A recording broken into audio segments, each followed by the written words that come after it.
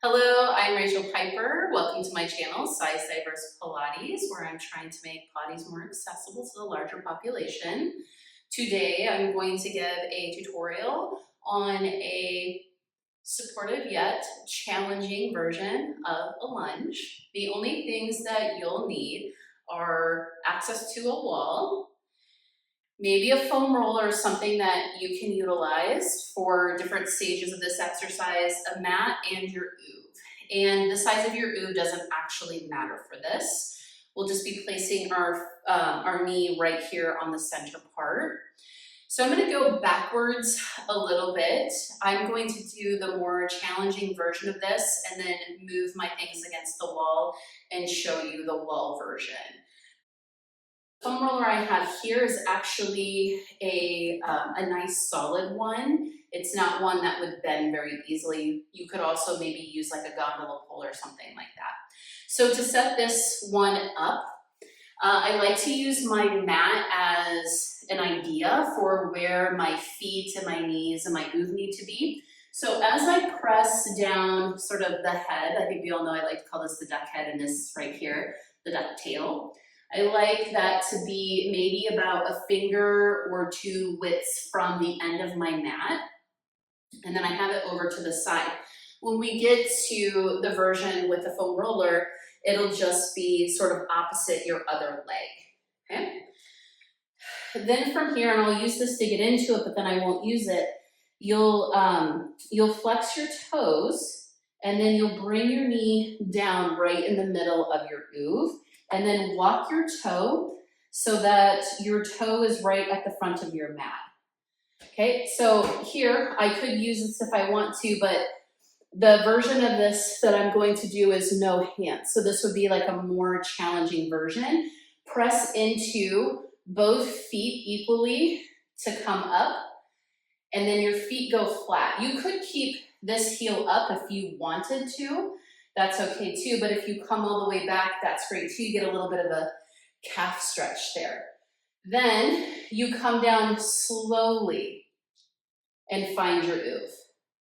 And you push up and come back, keeping the shoulders and the hips square. So your hands could also be on your hips if you wanted, and you can do 5 to 10 of each of these. I'll do 5 just because this is, a tutorial. You would also have your hands back behind your head, which I think we realize is a little bit more challenging. And I want you to actually put your weight fully down on the OOV. If we just hover, then that, and I'm just gonna come up and turn to the camera. If you only touch the OOV and come back up, you're missing that challenging piece because the OOV moves. So I want you to put your knee fully down on the OOV and allow it to move around a little bit to make our minds have to think about what we're doing, okay? All right, so I'll do the other side so you can see the other side. So I'm just gonna put this here in case I need it to get into it. You do the same thing against the wall. But sometimes people don't have a wall. I know down here I didn't have a wall for a really long time.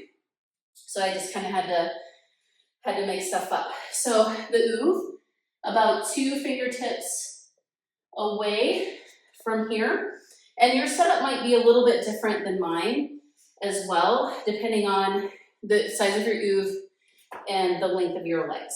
So the toe comes to the front, and I'll just act like something's here. Pressing into both legs to come up, and then come back down, fully onto the OOV. Shoulders and hips will be square, and I'm tighter on this side, so this is good for me. And you're trying to keep an upright posture as well. I think a lot of times we want to go down or maybe lift up, but we'll try and be in a tall spine for these. Come down, see if you can find your OOV, looking straight ahead, and come up. One more. And then come back up. Okay, then walk yourself back. Now we'll go to the next version where you just have maybe a foam roller option. You'll set up the exact same way. So when you saw me in the first one, how I put my hand here, that's to help steady me. So you have your hand on, and you put your knee down. When you come here, make sure that you have your toes flexed underneath. And then you can put your hand here. And your other hand can be anywhere where you need it to be. But as you come up and come back, you'll take yourself away from your prop a little bit so that you can keep yourself nice and square. Then you'll start to bend. And if you start to reach for this and turn, if you get here, just try and reset and come down slowly. And then come back up and come down. Same thing, as you come down, we want to weight that down before we come up. Okay, so it's just like a little bit of a helper and a guide that makes your brain realize that it's safe to do this exercise. Okay. So you do that on both sides. And just be aware of what your body's doing. It's okay if like you turned a little bit for when we're all learning. And then sometimes your brain wants to sort of take over for things. And when it does that, it'll do things where like, oh, I didn't mean to do that. Like, for example, when I come down, sometimes I don't put my full weight down and equal out my hips and my shoulders. And then I usually do an extra one, like, darn it, like I need to make sure I get my weight down here. That's what really builds the strength. Okay, there will be a little bit of shadow here, but I like to put the head of the duck right there. And then you can actually put your hands on your wall to help you come down. Okay, get yourself comfortable, reach yourself up and bring your toe to your wall and maybe even your knee to your wall. Now, if you do this and you're against the wall, sometimes I like to walk up the wall and press this hip forward. It's a very nice stretch for me, keeping your toes tucked under, and then bring yourself back to straight. Now you get to use the wall to come up, and you even can press in and get a little calf stretch here.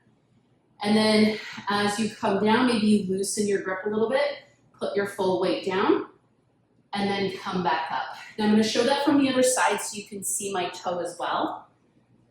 So I'll move this over. Hands on the wall. This foot can really be anywhere at first. It's more about getting your OOV leg set up correctly. Okay, there you go. See my toe is going to go straight too. And then I can put my knee here. And then I can walk up, go into a little extension, stretch the hip, come back down so that I know that I'm square. Press into both feet to come up. I can press back into the wall to get a little calf stretch. And then as much as you need to come down and kneel on your OOV. And from here, you can start to work on the whole balance piece, knowing that your wall is there. Okay? All right, well, that's a tutorial on how to do that supportive yet challenging lunge. Feels really nice, at least on my knees, to kind of have something squishy to reach my knee into, to give that little extra weight into it so that I have to work to get back out of it. I hope you enjoyed this one. If you have any questions about this tutorial, please leave a comment. Otherwise, please subscribe to my channel, like and share this video. And I plan to have more coming out all about the OOV because it is a fantastic prop to help our Pilates practice. I'll see you next time.